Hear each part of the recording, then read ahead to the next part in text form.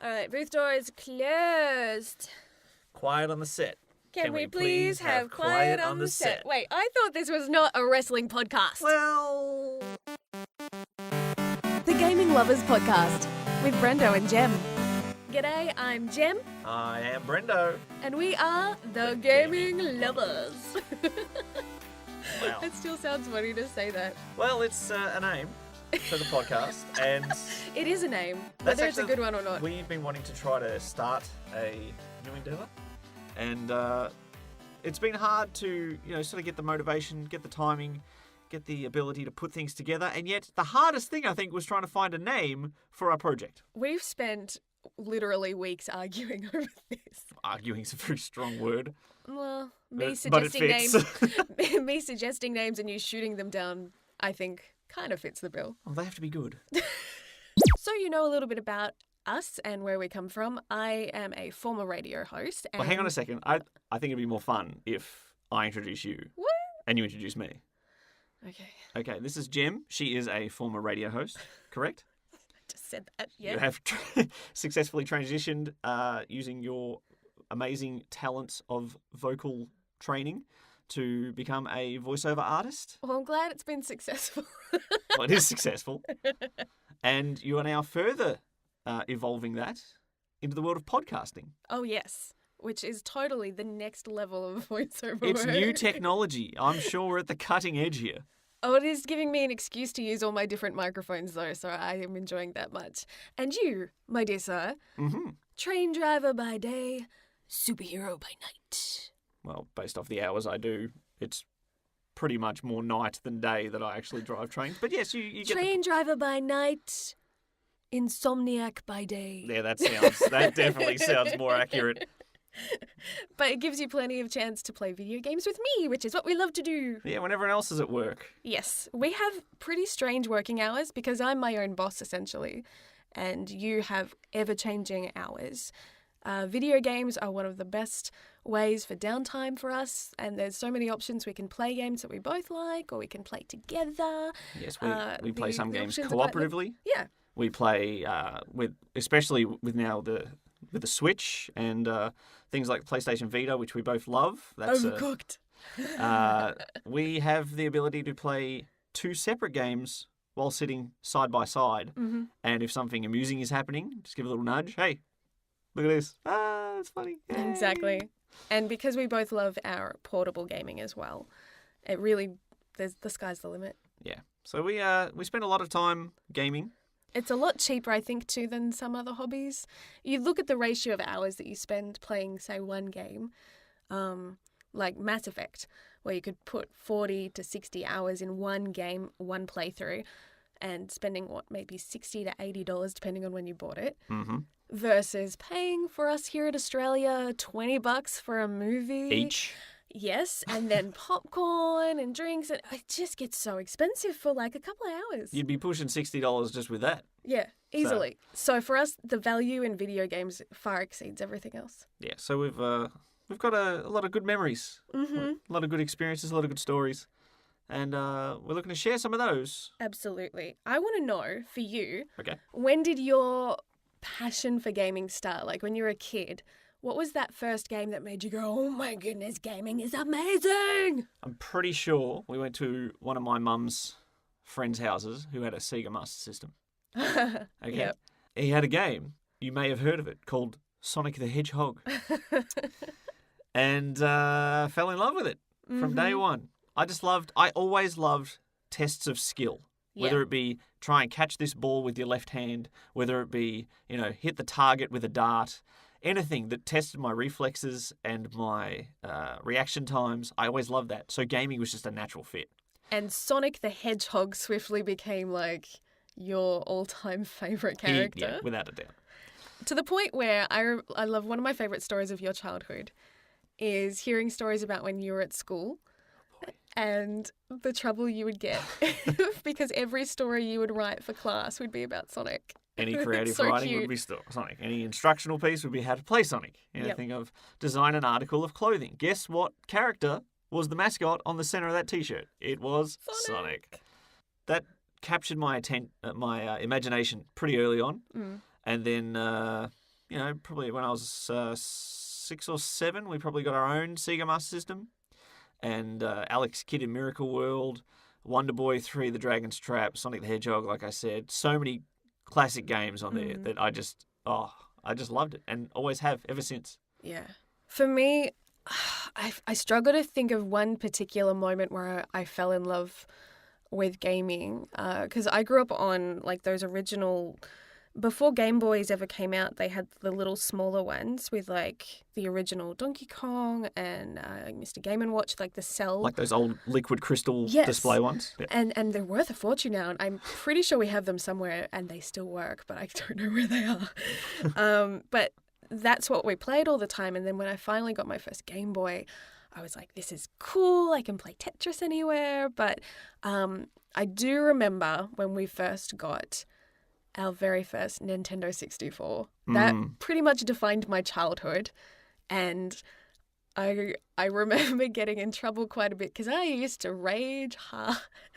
I get so angry if I lost and frustrated with the game that I would throw my controller across the room. So I would get banned for like a week or two from playing video games. Thankfully, those Nintendo products, pretty durable. Yes, they still work. We still have that very same Nintendo 64 now that we sometimes do retro gaming on. Yeah. And the controllers work fine. I'm amazed that they have lasted as long, especially with the way I treated them as a kid. Well, while we're talking gaming history, I actually had nothing more than that Sega Master System for many, many years. And Mega Drive came out, the Genesis in the States. Same device. The Super Nintendo. I missed that entire generation. And then when the Nintendo 64 came out and the PlayStation 1, I was left well behind. But my friends, I had a circle of good friends that all had different consoles and just sort of was able to experience different things there. And I think that helped me appreciate a wider variety of games. Like I'd have one friend who loved platformers, had another one that loved Japanese RPGs, for example. And which would have been really rare back then. Oh, not so much. The classic Final Fantasy games were on the Super Nintendo. You got to remember that. So. Oh, that's true. When I think of RPGs and stuff, especially Japanese ones, for me, Persona and Danganronpa and so many others like that come to mind now instead of Final Fantasy, ironically. Well, like any genre has evolved over the years. Yeah. Some of it's almost not recognisable, and not all of it works. As a Sonic fan, you know that Sonic the Hedgehog has definitely left his glory days in the dirt. Now that you've brought that up, though, I remember having one of my first games on my Game Boy Color was Pokemon Yellow. And boy, was that a great game. And I made the mistake of lending it to one of my friends, and I never got it back.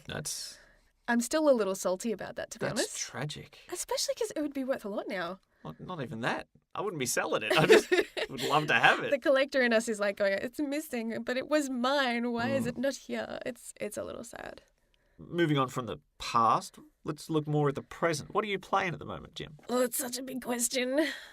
I feel like young Neil in Scott Pilgrim versus the World. You said young Neil. I thought of fat Neil from Community. I was a bit confused. No, young Neil. We watched this recently. Yes, we did. And she asks him, so what do you play? What do you play? And he's like, that's such a big question. It is a big question. Zelda, Tetris. All right, what are you specifically playing now? What's in progress? So currently I'm playing, much to your chagrin, several games at once. The main game that I'm playing, though, is Danganronpa V3, Killing Harmony, which is incredible. I've been kind of doing some of the arcade games, which are like a side thing that you can do. There's like a casino in the game where you can play little mini games, and it helps you level up. And when you level up, you can equip more bullets, which makes more sense in the context of the game. Those who have played it will know what I'm talking about. To qualify, it's a visual novel primarily. You're solving murder mysteries. Yes. Yeah. And the climaxes of each case is set up like almost like a courtroom. Yeah. And people are arguing with back and forth. It's a great game. There'll be little bits of dialogue that you can contradict. You can say, no, that's wrong, and you can equip the right evidence and fire it away. And it's pretty awesome. And Japanese and weird, but awesome. Weird in a good way. Also finishing off Trails of Cold Steel 2. Another Vita RPG? Yes. and I'm replaying for like the umpteenth time Dragon Age 2. Well, let's I'm close to finishing that though. Let's have a little side discussion here, right? About Okay. games that you just keep going back to because everybody has them. Mm-hmm.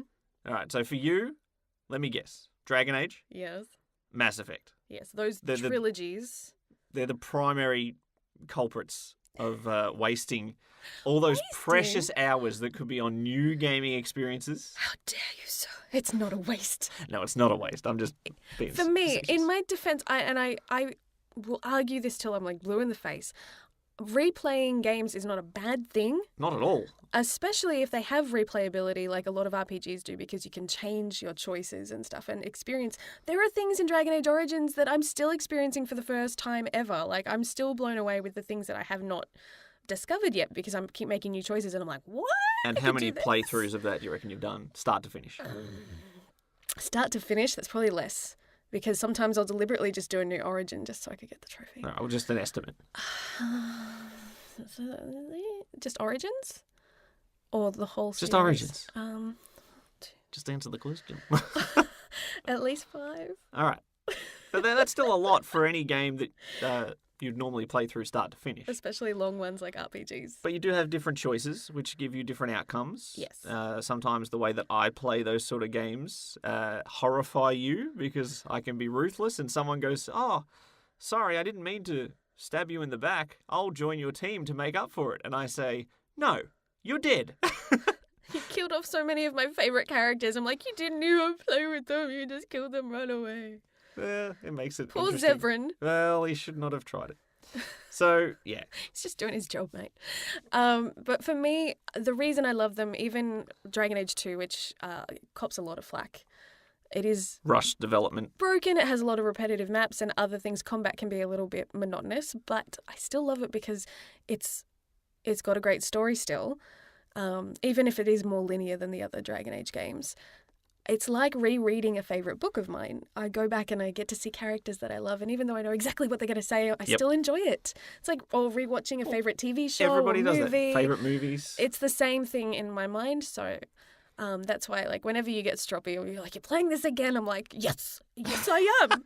How dare Wow, you? it's only half stroppy. I want you to enjoy your games. Depends on what mood you're in. Yeah, very much.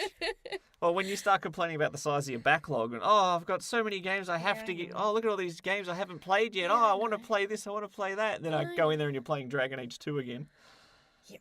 All right, well, your turn, mister. You're in the hot seat. What are you currently playing? Hey. Well, I actually had the opportunity to get a game on launch day, which, considering my hours and the amount of games I have on my to-do list, I don't do as often as I really should. But I have started, to probably no surprise to many people listening here, the new God of War game. Now, I have a long history with this game series. I've played all the major titles and I think one of the PSP games. I don't think I played the second one. But yeah, I enjoyed that whole... The gameplay can be a bit samey on those older games in that series, but it was always the story and, in particular, the boss fights. They're always interesting, creative. Yeah. Sometimes when you're trying to fight something that's the size of, like, the Empire State Building and you're a human-sized man, impressive. Gives you that feeling of, like, feeling really small and insignificant and like you're truly fighting like a god or a titan or something like that. But which one was it that you could use Medusa's head as like a weapon? Oh boy, now that's fun. That was really cool. I remember watching that going, that's a clever idea. They all sort of... Have you ever played a series but you've played them so many years ago? It's just all... Like, It's one big mess. I played 1, 2, and 3 back to back to back. Yeah. And so when someone says, oh, which game was it? And I'm like, it's one of them. But they were Google. Rad. Yeah. So apart from maybe Shadow of the Colossus, there hasn't really been any game series that has captured that so well, of that, like, enormous David versus Goliath. Not even Final scope. Fantasy, because like you have some pretty big boss fights in Final Fantasy. Yeah, I suppose it's Final Fantasy 15. I forgot there was some impressively sized beasts in that. But there are quite a few series, and sometimes it doesn't always sit with me well when a game establishes this is what this gameplay style is. Like Yeah. God of War is basically a brawler with a little bit of exploration elements thrown in. And then this new game in the series, completely different style, not just the over-the-shoulder camera, but Yeah, completely new format. new format. There's a large open world section to explore with various branches off into separate areas. It's a lot more character driven, which is always a great thing for me if done well. It can be done terribly, but God of War does it very well. Very, very well. Yeah. You love games where when you're going from point A to point B, there's banter between whatever characters are Yes. currently on the road with you. Hence why I love Dragon Age and Mass Effect. Exactly right. So I think, despite the occasional bit of gruesomeness, let's just say, I think you'll really enjoy God of War, even though it's outside of your comfort zone slightly. But that's why we have this sort of trust level between ourselves when it comes to recommending games. Sometimes I'll get recommended something that I'm like, oh, it's a bit girly. I don't know if I want to play this visual novel where I'm a lady trying to capture the hearts of men. Play it, you love it. Was that Norn 9? Yeah, well, Norn 9 and a couple of those other visual novels on the Vita. But Steins Gate. I still try it. I still play it. And then we can start, discussing, and it helps us grow closer together. And there's been games that have been outside your comfort zone that I've recommended. And there's even been games that were outside of your comfort zone, but you thought, Fallout 4, that looks like fun. And I come home from a long day at work thinking, oh, thank goodness we bought Fallout 4 yesterday. I'll finally be able to start it. It'll be great. And I come in and she's already played it for 5 hours that day. And I'm like, what is going on here? Yeah, sorry, Brendo. So, There's Courtney Taylor, who voices like Jack in Mass Effect, who was also the voice of the female. the Lone Wanderer? No, Lone Wanderer was from a different Survivor? one. I think. I can't remember the term that they used for that anymore. One of them. One of those strange titles that's always just something generic, like the Vault Dweller or the Survivor or Vault Dweller. I think that was it. Oh, they're all Vault Dwellers, technically. No, they're not. In Vegas, they were not the Vault Dweller. Well, they're a courier. They have things to do. And then you had They actually had a job, unlike those freeloading Vault Dwellers. Anyway, how have we ended up on this topic? All right, back on track. I'm playing God of War, and it is fantastic. And if it continues at the trajectory that it is, I think it will be among the highest echelon of my pantheon of games. In layman's terms, It's pretty darn great. it might be your favourite game ever. It could be. I haven't beaten it yet, and I will try to keep spoilers to an absolute minimum on this podcast, unless we're having specific Spoiler talk. episodes designed to discuss hefty plot points. I make no such promises. Well, I hate spoilers. I know you do. There's only one time you can enjoy something, There are a times story when we just get so or into a talking plot. about a game that things slip out. Well, I don't like so it, so don't do it. apologies. Heads up.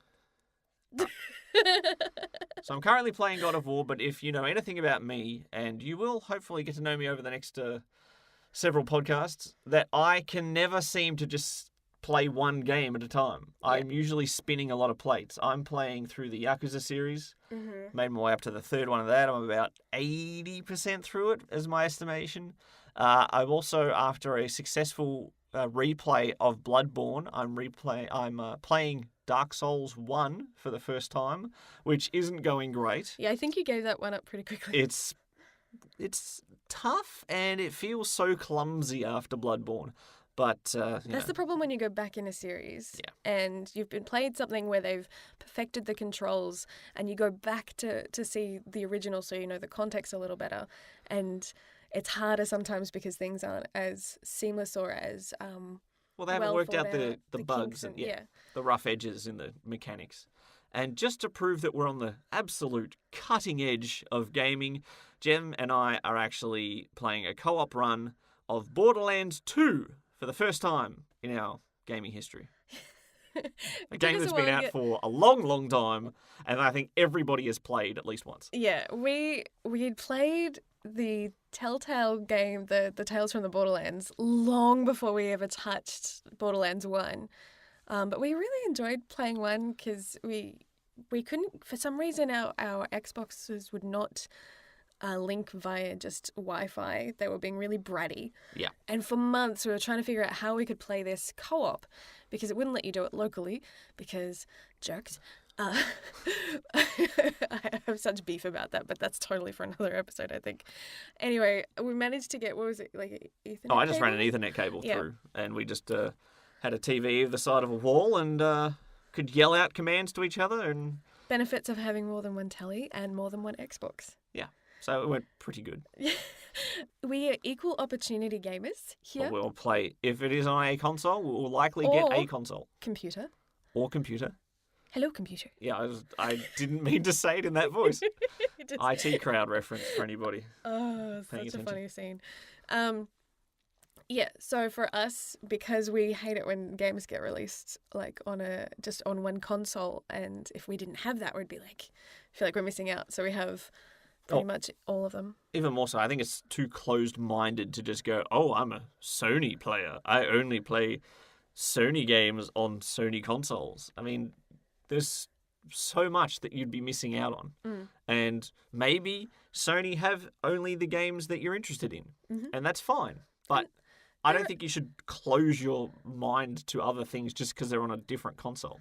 Brand loyalty is all good and all that, but I think if you really call yourself a gamer, you should be open to enjoying both and get the best of both worlds because, you know, Xbox does some things really well and PlayStation does some things really well and Nintendo does some things really well. They all have their pros and cons. Yep. Or their Joy-Cons. Sorry, I couldn't resist. Oh, that was good. Oh, dear. So going back to God of War, Yes. how would you describe the feel of the game going from the original gameplay in the first few games versus what it is now? I originally thought the combat was going to be completely different, but it does feel similar. You still have minor combos that you pull off just like you would in a brawler, like light attack, light attack, light attack, heavy attack, I did etc. notice they had a lot of the same chests and like the colour stuff that comes out of them. I don't know what they're called. Orbs? Yeah, well, just little orbs to That's regenerate kinda your what they health look like, and things like that, and your rage. So there's some things that looked familiar, or at least thematic. Like Yeah, on the but same page. it is much more about exploration, much more so than the other previous games in the series. You'll just be you'll come to a new area, and here's clue number 1: always look up when you're in new areas in that game because there's always something hanging from the roof that you can piff your axe at, and down drops a nice, tasty little goodie. So We love goodies. out of a smashed bucket. But yeah, you'll see the same sort of. I love games. Anything that makes me think. Anything that's got like built-in puzzles. You'll see a chest on a ledge, and you're like, "How on earth do I get there?" And none of the paths seem to go to that ledge. So you got to find like a back way, and maybe you'll see, a bit of cracked wood up against this rocky stone. You're like, that's a bit suspicious. So you give it a smack, and sure enough, it crumbles, and there's a pathway there. Stuff like that. I love that sort of exploration, and that's what this game does really well. I can't stop playing. Every time I get to a new area, I'm like, I'll just save it here. Actually, I'll just open this chest. Oh, actually, I've triggered a fight. I'll just finish this fight. Actually, what's around this corner? Oh, a water wheel. All right, let's try and get this water wheel moving. Oh, look, a lift. Oh, yeah, and it just never ends. And I think the son boy is such a great addition. Like, and the voice actor is incredible. Such good acting from a kid. But also, I don't remember there ever being like a companion in any of the other games. No, definitely not. No. Kratos would not have that. Oh, no, he just killed everybody, basically. So it's really interesting to see that dynamic of him working with someone and training someone up, which is kind of, I think, the main premise of like teaching this kid what he knows and helping him survive. If they're executed well, any game that has like a child companion always makes you bond with that child, provided the acting is good. That can absolutely. There's nothing worse than having a game where you meet a child for a quest or something and it's actually literally sounds like a 40-year-old woman putting on a bad child voice. Mm-hmm. But or if they're super irritating. There's some games where you're almost dragging this extra person along and they are helpless and they stand there and they get attacked and you're like, why aren't you running away or something, you stupid AI? Well, I think the way I've leveled up the boy in God of War, I think he does more damage than I do at the moment. So he holds his own, let me tell you. He does. And things like that, and like in The Last of Us with Ellie. Absolutely. Like, it's so satisfying to see them, because you also get to see their character growth as well, but to have a companion that you are looking after but that isn't completely helpless. So I think gaming has come a long way in that sense. They always seem to put those escort missions in though, and they are a dime a dozen. Yes, they are. So God of War has rated pretty well from all the reviews and critics and things like that. I remember when it came out, the director, Cory Barlog, yep.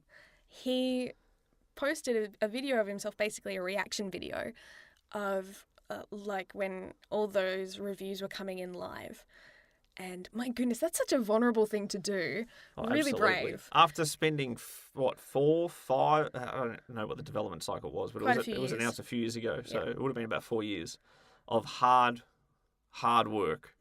There is nothing that sounds more painful to experience than the gaming developer crunch, doing double shifts like 7 days a week, trying to just get this game bug-free. This texture's just not working right. Why won't it work right? Oh, this sound's glitching. They just have to keep working at it to try to meet this deadline. The directors have a vision. They're trying to tell a story that they think people will enjoy experiencing, and doesn't always go that well. But Cory Barlog sat down with a camera facing him before he had seen any review. And you can see him so nervous. Boy, would his heart rate be going through the roof. But it was one of the sweetest things when he loaded it and you just see a moment of like shock and just absorbing what's on his screen before he's like almost just starts crying of like tears of joy of people saying 10 out of 10, near perfect game, all this thing. And like the Metacritic, I think it was sitting at like 93 when he first loaded it, and then it went up to 94 as he was like recording the video. And I think it's gone up since it's in then. 95 at least at this point. And deservedly so. It is such a beautiful game. I haven't had a chance to play it yet, but I've watched you. And like to me, I think the graphics probably even beat Horizon Zero Dawn, which was a beautiful, like a breathtaking game. Yeah. So it's great to see things just keep getting better and better, and that makes me excited for games in the future too. I'm like going, if they're this beautiful now, what are they going to look like in another decade? Well, there is a joke that gaming reviews only exist in the realm of 7 to 10. Like nothing gets less than a 7. And if it does, boy, that is hot garbage. Unless you really like to punish yourself, Mr. Sonic fan. Well, sorry. What were you saying about brand loyalty before? Yeah, but most games, even if they are good, if not great, they sit in the 80 to sort of 85 region, and it's very hard for a game on average review scores to get above that. Yeah. Particularly because if any gaming website that uses a score out of 5, and they are very hesitant to give a perfect 5 stars, they'll give it a 4, which is the equivalent of an 80%. Yeah. And that can drop an average review score down a couple points just by one review. Which sucks. But so when he saw that he was getting, at the time, low to mid 90s, man, that must be a euphoric feeling for that. Just a sigh of relief. All that hard work had paid off, and investors will be happy as well. Oh, absolutely. Like all those things that like us as gamers, like we just get to enjoy the game and be happy that it's a good game, Whereas I feel so sorry for like the pressure that's on all these developers, and like I'm just like I can't fathom how scary that would be to see that, and very publicly announced whether you succeed or fail. Oh yeah. Like, even in university or whatever, when you have a grade, you have an assignment or whatever, and you get it graded, and then you get it back privately, and you can, I got like I got a 72. Yeah, That's and not all the your friends will greatest. be like, hey, what'd you get? What'd you I get? And probably you'd be like, won't show everybody none this. of your business. So for him to actually share that, it was pretty great. It almost made me cry. I never met the guy, and I got teary-eyed. And I'm like, I just want to play the game just to like support him. But there are some things like that where you support a studio or developer or like a company so much that regardless of what they put out, you'll support it because you want to support them. So will you be buying Anthem from BioWare? No. BioWare and I, as much as I loved, I don't know, we're a little bit estranged at the moment. Well, that's an entirely different discussion for another day. Let's not go there right now. I'm still a little bit sensitive. So, you're okay? Andromeda could have been so much better. Well, gaming developer crunch. And again, that's another discussion for another day. Yes. There's been so many from me. I'm either like, I love it so much, or there's like no in between. Perfect. Oh, man. But yeah, we were really happy that God of War has done as well as it has. And I think it solidifies our argument and our opinion that linear gaming and storylines in games. Yeah, who was it? EA Games that said, oh, it's like a dead art. It's not profitable single-player linear stories. EA, if you're listening, it's not dead. It never was. Get your head out your butt. Yeah? Boy. In all seriousness, though, this kind of storytelling, I think, because so many developers are going along the MMO route of multiplayer online all the time, especially even if that wasn't what they started off as, and that's where I have beef with BioWare. Where you have these incredible like stories that you can play just on your own time that don't have to necessarily be connected to the internet. You can play on your own and have incredible stories and get really connected to these characters. I think it's ludicrous to suggest that that kind of format is dead. Yeah. Especially God of War has kind of blown that out of the water. I'm sure you've all picked up that we love games with good stories, good plots. Graphics, you can appreciate good graphics, but that's not important. Graphics date. Yeah. Oh, exactly. So at the end of the day, that's not the biggest issue. So we love stories, plots, characters, relationships, sort of just that story, just experiencing I was going to say a tale as old as time, but that's not gaming. Yeah. And when it comes to games just moving on and you buy it brand new and there's not a single player element in the game at all, I have no interest in that. I'll play the occasional co-op game and even rarely play a multiplayer game, but that's not really why I'm there. Like I said in my early gaming story before, that I like to test myself. I like to experience a challenge, but I like to test myself like an obstacle course. Test myself. Can I get through this? Yep. Not so much prove that, I'm better than that person who I've never met from Texas. Yeah. And for me, I'm very story-driven. Like, I can forgive a lot. Saying, like, the fact that I've played Dragon Age 2 as much as I have, I think, says that about me. I can forgive a lot if the story and the acting and all of that comes together really well. And I think everyone's different, though, when they come to their gaming experience. There are probably people that are listening to this going, psh, you're idiots. MMOs are where it's at. And I'll be like, well, good for you. Everybody has different opinions. But I think for a company as big as EA to say that linear games and storylines are dead in gaming and that no one wants them is just ridiculous. And that hurts. It makes me scared because they own so many other developers like BioWare who are kings in that area.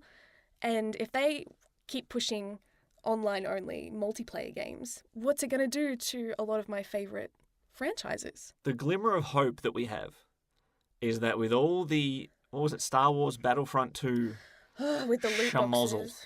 The only reason they wanted to go into the realm of online-only multiplayer was to make money. Make money off loot boxes. And there are several countries around the world that have said, no, this is actually gambling and they're no longer allowed. Good on them. It will be very interesting in the next couple of years to see, if that makes them want to reassess their stance on that gaming direction?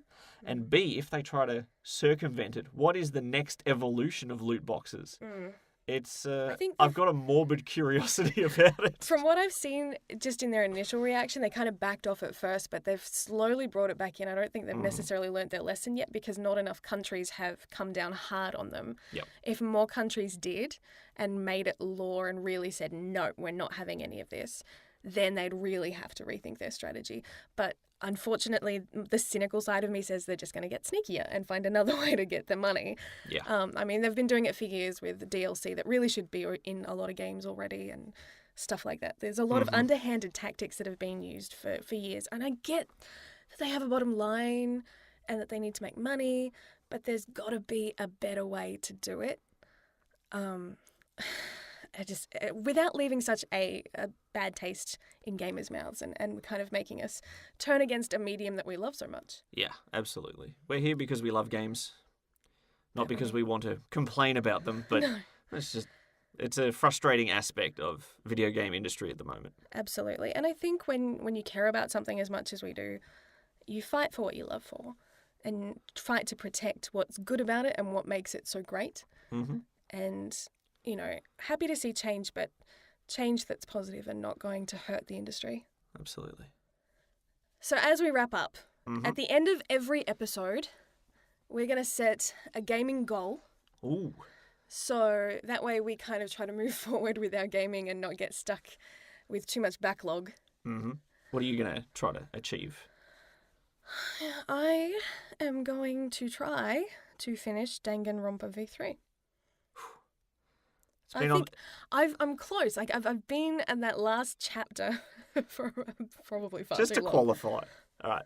I think it's the last chapter. It might not be. They give false endings. Danganronpa V3 is an emotional, weighty game. Mm-hmm. So I have cut Jem a bit of slack.